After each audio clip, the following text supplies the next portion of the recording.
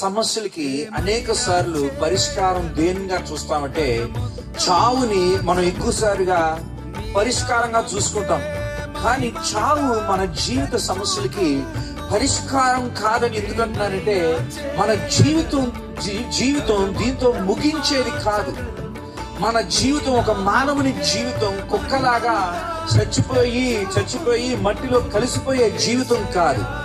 మానవుని జీవితం నిత్య జీవితం. మనం సుఖంగా అన్నా ఉండొచ్చు, లేదా వేదనలో అన్నా ఉండొచ్చు. మనం ఉన్న వేదనకి మనం చచ్చిపోవాలి అని అనుకుంటే ఇంకో గొప్ప వేదన ఉంది, నరక వేదన ఉంది. ఆ నరక వేదన నుండి తప్పించుకోవాలని ప్రయత్నం చేస్తే నీ ప్రాణాన్ని నువ్వు తీసుకోలేవు. ఎందుకంటే నీ శరీరాన్ని నువ్వు చంపుకోవచ్చు, కానీ నీ ఆత్మని నువ్వు చంపుకోలేవు. ఇప్పుడున్న సమస్య పెద్దది అని అనుకుంటే ఆ నరక వేదన ఇంకా చాలా భయంకరమైనది.